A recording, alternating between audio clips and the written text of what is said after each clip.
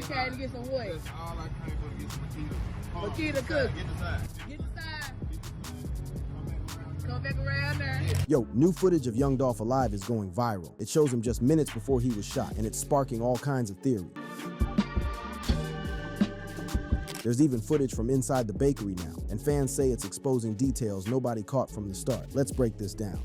Young Dolph's last hours at Makeda's Cookies. November 17th, 2021 started just like any other Wednesday for the real ones, but for Adolph Thornton Jr., better known as Young Dolph to every hood across America, this day was about to become his final chapter. The king of Memphis had slid back into his hometown with plans that showed exactly what type of sop he was, staying 10 toes down for the community that raised him from nothing. What should have been just another day of giving back to the block would become the final chapter in a story that had Memphis streets grieving for years to come. The 36-year-old independent rap mogul wasn't posted up in Memphis for studio sessions or label meetings now. He was there for his annual Thanksgiving turkey giveaway, scheduled to run from 2 to 5 p.m. at St. James Missionary Baptist Church. This wasn't no clout-chasing Instagram for the gram type move either. Dolph had been blessing the hood with these giveaways for years, way before it became trendy for rappers to show love to where they came from. But before rolling through to the church to feed the people, Dolph had one stop to make, a spot that had become his regular routine, as consistent as his morning blunt Makeda's homemade butter cookies on Airways Boulevard in South Memphis. This wasn't no random stop. Dolph was a regular at this spot and had even shown love to the business just a week before. The surveillance footage that would later become key evidence in a murder trial paints a picture that's both heartbreaking and straight chilling. The footage shows Dolph and his brother Marcus pulling up to the cookie shop in Dolph's camouflage Corvette. That whip was pure flex, customized, clean, unmistakably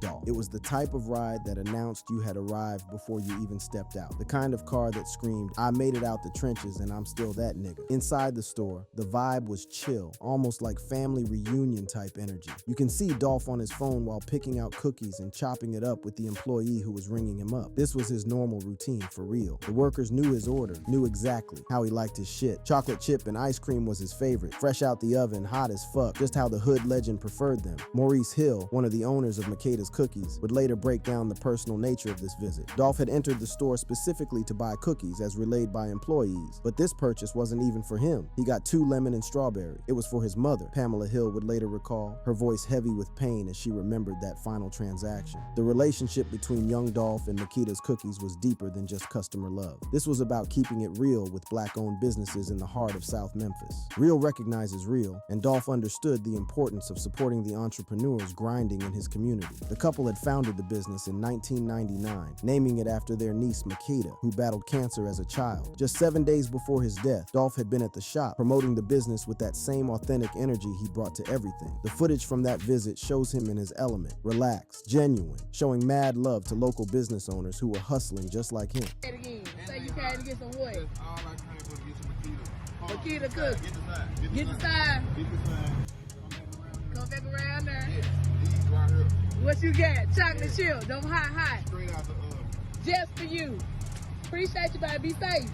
Those final words, "be safe," would take on some haunting significance just 1 week later. Real talk. On November 17th, around 12:23 p.m., the surveillance cameras captured what would become some of the most analyzed footage in Memphis street history. The surveillance footage, which got played during Justin Johnson's trial on September 23rd, 2024, shows the detailed timeline of events. Every second was dissected by prosecutors building their case. Every movement scrutinized like a playbook for street justice. The footage reveals Dolph in what would be his final moments of peace. He's calm, moving at his own pace, but then the energy shifted, and you can see it clear as day. In what's probably the most chilling part of the footage, you see the employee suddenly look toward the front of the store and then dash to the back. This moment, this split second of recognition, captures the exact instant when everything went left. That's when you know something bad was about to pop off outside. That was the moment everything switched up. The employee's reaction wasn't random. They peeped game immediately, recognized danger when it rolled up. Years of living in the hood had taught them to spot when shit was about to get real. According to the paperwork, right after that, a stolen white Mercedes-Benz rolled up outside. This wasn't no coincidence or random stick-up gone wrong. The same Mercedes was connected to another shooting in Covington on November 12th, 2021, just 5 days before Dolph got murdered. This was calculated, premeditated, and deadly as fuck. 2 dudes, later ID'd as Justin Johnson and Cornelia Smith, hopped out and started busting through the store window. The attack was swift and brutal as hell. At 12:24 p.m., a white Mercedes with right side damage pulled up. 2 masked gunmen, Johnson, shotgun, Bass Pro Shops hat, handgun, and Smith Draco assault rifle, exited and fired through the window. The hit was brutal. The autopsy later showed that Dolph got hit with 22 bullets, showing just how vicious the attack really was. 22 fucking bullets, each one fired with the intent to make sure there would be no miraculous escape, no bulletproof vest story like the previous attempts on his life. Dolph was struck 22 times in the head, back, chin, neck, and arms, collapsing inside. He was pronounced dead at the scene. The sounds of gunfire echoed through Airways Boulevard, shattering the afternoon calm and sending shockwaves through a community that had already lost too many young black kings to senseless violence. Shell casings from a handgun and assault rifle were recovered, but no weapons were found. The shooters had come strapped and prepared, leaving nothing behind but death and devastation. For the owners of Makeda's Cookies, the trauma hit different. This wasn't just some random customer getting smoked, this was family. Maurice and Pamela Hill weren't just business owners who had lost a regular, they had lost someone they considered blood. Shortly after the shooting, Makeda's Cookies issued a statement via social media, expressing heartbreak and noting Dolph's fondness for the bakery. "We are heartbroken and saddened by the passing of young Dolph, real name Adolph Thornton Jr. He was a regular customer and loved Makeda's Cookies. My parents are in a lot of pain from this. Our hearts and condolences goes out to his family. He will never be forgotten and will be so missed." In their first major interview after the incident, the Hills broke their silence to share their pain with the community. Morris Hill's words captured the surreal nature of the tragedy. "First of all, we would like to send our condolences and our deepest sympathy to the Thornton family, young Dolph's beautiful wife and his two beautiful children." He described the aftermath as being just kind of in a nightmare that we can't wake up from. So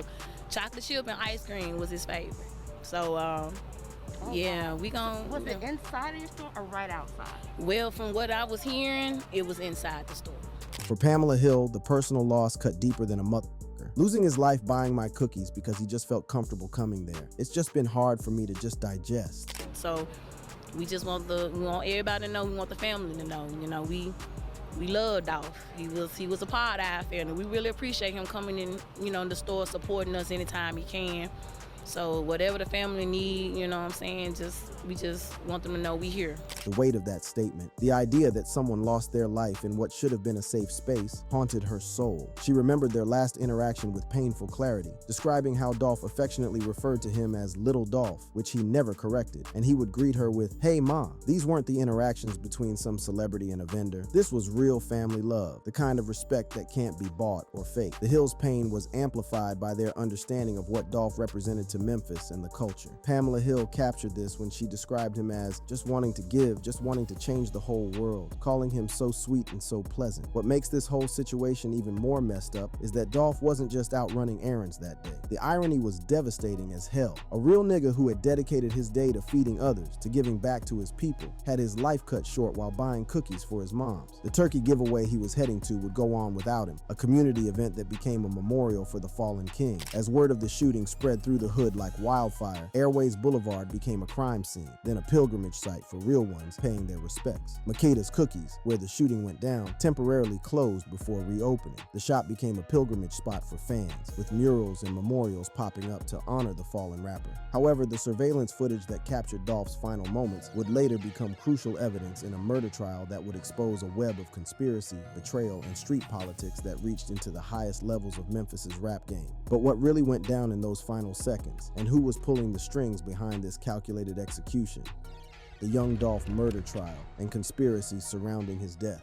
The wheels of justice moved slow as molasses after young Dolph's murder, but when they finally started turning, they revealed a conspiracy so deep and calculated that it had Memphis. Streets shook to the core. In September 2024, nearly 3 years after young Dolph's murder, the case finally went to court. What came out during the trial was wild. The trial of Justin Johnson, one of the alleged triggermen, kicked off on September 23, 2024 in Memphis court. This wasn't just another murder trial in a city that had seen way too many young kings get taken out. This was the prosecution of a hit that prosecutors would argue was orchestrated by some of the most powerful figures in Memphis rap politics. From day one, the prosecution was saying this was a premeditated move with multiple people involved. Prosecutors painted this as a calculated hit rather than some random violence. The evidence they presented painted a picture of a murder-for-hire plot that had been brewing in the shadows for weeks. The star witness in the prosecution's case was Cornelius Smith Jr., one of the alleged shooters who had flipped and decided to cooperate with the feds. During the proceedings, Several witnesses took the stand, including Cornelia Smith, the second alleged shooter, who decided to cooperate with the DA. Smith straight up told the court that Johnson was the other gunman in the hit, but Smith's testimony revealed details that were even more shocking than the murder itself. One of the craziest revelations from Smith's testimony was about the bread he got for his role in the murder. According to court documents, Smith testified that he only got paid $800 before he got locked up. $800 fucking dollars for taking a life, for ending the story of one of Memphis's most beloved street legends. That's a small bag for such a high-profile body, which had people questioning the real motivation and whether the shooters were just pawns in a bigger game. Smith testified that they were hired for the hit, cleaned their wounds, and the getaway car afterward, and that CMG allegedly covered his legal fees. He confessed to the shooting during testimony, claiming a conscience motivated his cooperation, despite defense claims he was lying for a better deal. The prosecution's case was built on surveillance footage, phone records, and witness testimony that painted a timeline more detailed than a street documentary. Through security footage, the abandoned whip, phone records, and witness statements, the cops were able to build a case against the alleged shooters. The evidence painted a timeline that was both methodical and damning as hell. Surveillance from November 16, 2021 showed suspects preparing. Phone records showed a 17-second call from Johnson's phone to Big Jook about 20 minutes before the murder. The prosecution argued that this wasn't just some street beef that got out of hand. This was cold-blooded business, calculated like a corporate takeover. Justin Johnson was convicted in September 2024 of first-degree murder, conspiracy to commit murder, and illegal possession of a firearm. Sentenced to life in prison without parole, plus an additional 50 years to run concurrently. After deliberating, the jury came back with their verdict on September 26, 2024.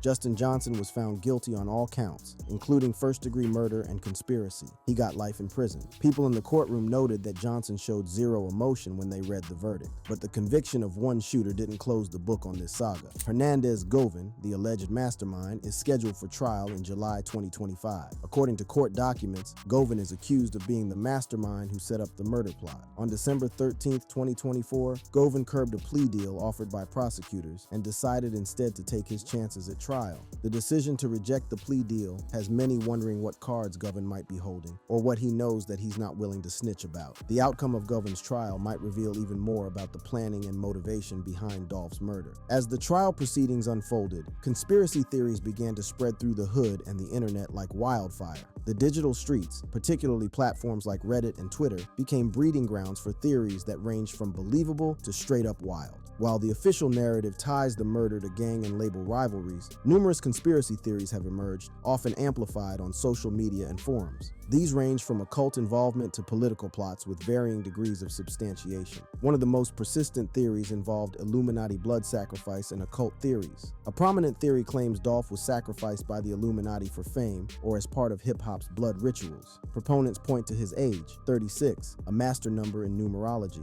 predictive programming in his music videos, for example, symbolism of flames, Egyptian Freemasonry, alchemy, and ties to other rapper deaths like Juice WRLD. On Reddit, users in r/conspiracy speculated Dolph's death mirrored sacrifices, citing his independence from major labels as a threat to the elite. The theory suggested that Dolph's refusal to play by the industry's rules made him a target for forces beyond just rival rappers and street niggas. Another theory that gained mad traction involved label and industry involvement, specifically Empire Records, Dolph's distributor. Theories suggest Empire Records played a role as multiple artists, for example XXXTentacion, King Von, MO3, Aaliyah, died under similar deals. Some claim death clauses profit labels from posthumous sales. More extreme theories emerged claiming family and insider betrayal. Wild claims alleged Dolph was kidnapped, tortured, and killed by family members, with involvement from his girlfriend Mia J, a blood cousin who provided the getaway car, or even the cookie shop employee who knew beforehand. Perhaps the most outlandish theory involved political conspiracy and government ties. Extreme claims accuse Tennessee Democrats of orchestrating a political murder for gun control funding, tying it to Dolph's Trump support and access to billions via Biden initiatives. These conspiracy theories, while mostly cap, highlighted the deep distrust many felt toward the music industry and the systems that governed it. These theories, while unsubstantiated, highlight distrust in the music industry and Memphis street politics. Reddit discussions on R. Young Dolph Dolph, Our Hip Hop Heads, Our Memphis, and Our Conspiracy heavily focus on the Gotti feud, with users sharing local Memphis insights. Conspiracy threads debate employee complicity, autopsy details, and Illuminati ties. X Twitter real-time posts emphasize the trial, with users sharing videos of testimony and speculating on Gotti's involvement. Many posts warn of satanic industry influences or label manipulations. But beyond the conspiracy theories and internet speculation, there were very real questions about the systems that had failed Dolph and countless other young black men trying to make it out the hood. One aspect of the case that got attention during the trial was the criminal history of the defendants. According to testimony, some of the individuals involved had lengthy rap sheets but were still in the streets. This reality was something that would later be highlighted by Dolph's partner, Mia Jaya, in her advocacy work following his death. In a 2023 interview, Mia J spoke about the person who took her brother's life, who was killed in 2020, a year before Dolph. Like the person who took my brother's life, he was on his 5th offense when he took my brother's life. And that is the statistics show that is like kind of becoming a norm and have become a norm, she continued, drawing parallels to Dolph's case. But it's very similar. It's like if you look at their track record, it's like they've done some other things. It's like, bro, how are you even out here? How are you outside all the things that you have committed prior to this? These comments highlight a bigger issue beyond Dolph's case, the system failures that sometimes let violent offenders stay free despite multiple offenses. This aspect of the case connects to larger conversations about criminal justice reform and keeping communities safe. The trial also revealed the chilling callousness of those involved in the murder. Smith testified he felt nothing during the act, focused on the money, though he only received $800 initially and $50,000 later for a lawyer from CMG. He claimed it was for his daughter's birthday, aiming to make it rain for her. The disconnect was staggering as hell, a father claiming to body another father to celebrate his own daughter's birthday. The twisted logic revealed how deeply the streets had warped the moral compass of those caught in its web. As the trial continued, the security video from Makeda's Cookies was a key piece of evidence shown to the jury. This footage captured Dolph's final moments before the gunfire started. While some screenshots from this tape had been floating around social media since the murder, the full video hadn't been released until the trial. Let's talk about why this footage is going viral now in 2025, when the murder happened in 2021 and the trial wrapped up in late 2024. The main reason seems to be that this previously unreleased surveillance footage was shown during the trial. The footage's detailed view of the moments leading up to the crime, combined with the shocking allegations about a hit allegedly ordered by Big Juke, got people talking and sharing online. The trial's conclusion left mad questions unanswered, setting the stage for revelations that would emerge about the alleged puppet masters behind young Dolph's assassination. Big Juke's involvement in the deadly beef with Yo Gotti. The most explosive revelation to emerge from young Dolph's murder trial wasn't about the shooters or even the alleged mastermind. It was about the man prosecutors claimed put the bounty on Dolph's head in the first place. The most explosive claim that came out during the trial was about Anthony Big Juke Mims, Yo Gotti's brother. According to testimony presented in court, prosecutors alleged that Big Juke had put a $100,000 bounty on young Dolph's head. Anthony Big Juke Mims wasn't just Yo Gotti's older brother. He was the muscle, the enforcer, the real street nigga who handled business when words weren't enough and diplomacy had failed. In the months before his death, Dolph continued his independent hustle, releasing music and planning community events. Prosecutors later alleged that Anthony Big Juke Mims, Yo Gotti's older brother and a key CMG figure, placed a $100,000 bounty on Dolph's life due to the ongoing label rivalry. The bounty wasn't just about money, it was about respect, territory, and the kind of street politics that had been simmering in Memphis like a slow-cooking pot of violence for years.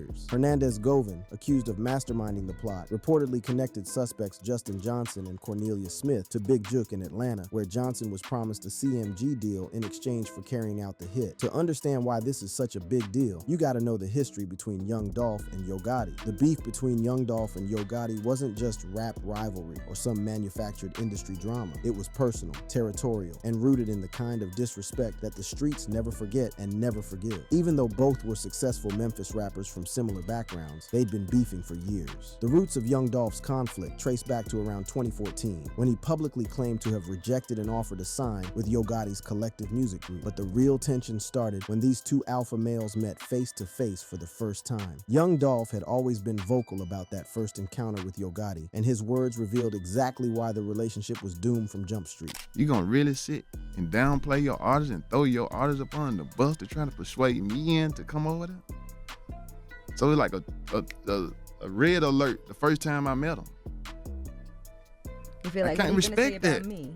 No, it's just, I can't respect that. That first meeting set the tone for everything that followed. Dolph couldn't respect a nigga who would throw his own artists under the bus to recruit new talent. It was a character judgment that would define their relationship, or lack thereof, for years to come, and would ultimately lead to bloodshed in the streets. During a 2014 appearance on Sway in the Morning talking about his mixtape, High Class Street, a music for American gangster, Young Dolph revealed that he had curbed an offer to sign with Yo Gotti's CMG label. He explained that he preferred to invest in himself and build his own movement, rather than joining somebody else's team. According to Dolph, this decision created tension with Yo Gotti, who allegedly felt some type of way about the rejection. This decision fueled tensions in the competitive Memphis rap scene, where Dolph's independence challenged CMG's dominance. For Yo Gotti, who had built CMG into Memphis's premier rap empire, having another successful Memphis artist operating independently was more than competition. It was a threat to the narrative that you needed CMG to make it out the hood alive. The situation got more heated publicly on February 11, 2016, when Young Dolph took to Twitter with a thinly veiled shot at Yo Gotti. Though Dolph didn't drop Yo Gotti's name directly, everyone in the Memphis rap scene knew exactly who he was talking about, setting the stage for what would become an increasingly public beef. In 2016, Dolph released his debut album, King of Memphis, seen as a direct jab at Yo Gotti's self-proclaimed status as the city's top rapper. The title alone was a declaration of war, straight disrespect, in a city where respect was everything, and your reputation determined whether you lived or died. Claiming to be the king of Memphis, when another nigga already held that crown, was the ultimate violation. However, things got more aggressive on March 2nd, 2017, when Black Young Star, a CMG artist and Yo Gotti's right hand, posted a video on Instagram directly challenging Dolph and his claim to the King of Memphis title. The tension hit another level when Black Youngsta, rolling deep with his squad, pulled up to Young Dolph's territory in Memphis's Castalia neighborhood, recording footage of themselves strapped up while openly looking for Dolph. Though Dolph wasn't there during this intimidation move, the incident showed how the beef had moved beyond just words and music competition into potentially violent territory. This wasn't just rap beef anymore. This was street war, the kind that ended with niggas in body bags or doing life sentences. The first major escalation came in February 2017. During what should have been a routine tour stop, violence marked the rivalry. On February 25th, 2017, Dolph's bulletproof SUV was hit with over 100 rounds in Charlotte, North Carolina during a tour stop. He survived unharmed and performed that night. The conflict seemed to reach a dangerous point in February 2017 when Young Dolph's whip got shot up in Charlotte, North Carolina, reportedly taking over 100 bullets. Somehow, Dolph walked away untouched, later addressing the incident in his track, 100 Shots. Black Young Star and 2 others were arrested and charged with discharging weapons, though Young Star was released on bail. But the charges didn't stick, and the message was clear as day. Young Dolph was now a marked man walking through enemy territory. The fact that he survived what looked like a clear assassination attempt became part of his legend, further building his image as untouchable in the rap game. Dolph turned the attempt on his life into marketing gold, releasing the album Bulletproof and literally selling bulletproof vests to his fans like he was the hood superhero. The violence wasn't finished though. In September 2017, Dolph was shot multiple times outside a Los Angeles hotel. Corey McClendon, a known Gotti associate, was arrested but never charged. Yo Gotti was initially named a person of interest but was cleared. For a hot minute, it seemed like cooler heads might prevail, and these niggas might dead the beef. By March 2017, Young Dolph himself seemed ready to move past the beef, dismissing questions about his issues with Yo Gotti as old news during an interview. "You know what I'm saying? It's old," he stated, suggesting he wanted to focus on his future rather than continuing the feud. It's worth noting that Yo Gotti tried to distance himself from these actions during an interview with Tim Westwood, saying he had told Black Youngsta not to move like that, but the damage was done. The beef had taken on a life of its own, with soldiers on both sides ready to escalate at any moment, and pride was too deep for either side to back down. The feud simmered during the COVID-19 pandemic, but was later alleged to culminate in Dolph's murder, with prosecutors claiming it stemmed from animosity between PRE and CMG. When the world reopened in 2021, the old grudges came back with a vengeance, and the streets were thirsty for blood. This is where Big Jook enters the story as more than just Yo Gotti's brother. Smith testified that planning began weeks earlier, with Govan informing them of the bounty and hits on PRE affiliates. The prosecution alleged that Big Jook wasn't just supporting his brother's beef, he was actively orchestrating violence like a general, commanding troops. Post-shooting, Smith and Johnson FaceTimed Big Jook to confirm the hit. The idea that killers would call their boss to report a successful assassination painted a picture of an organization that operated more like a criminal enterprise than a record label. But Big Juke's alleged involvement would ultimately be his downfall, and the streets would exact their own form of justice. Big Juke was killed January 13th, 2024, in a targeted shooting. No arrests, possibly retaliation.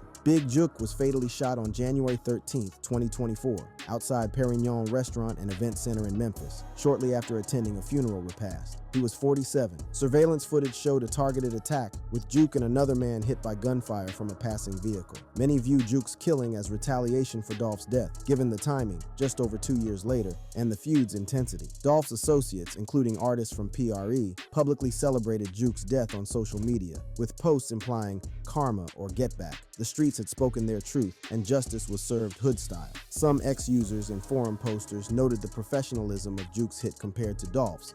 For example, no suspects identified versus quick arrests in Dolph's case, suggesting a more calculated response. Forums like Reddit and Lipstick Alley reflect widespread belief in Juke's involvement, often framed through the lens of street justice, karma, and the Memphis rap scene's volatility. In an AR hip-hop heads post on Smith's confession, users debated the feud's roots, with comments noting Juke's strained relationship with Yo Gotti until recently, and how Dolph's diss, "I'm the same nigga that used to front your big brother," humiliated him. The reference to Dolph fronting Big Juke drugs was particularly cutting and disrespectful.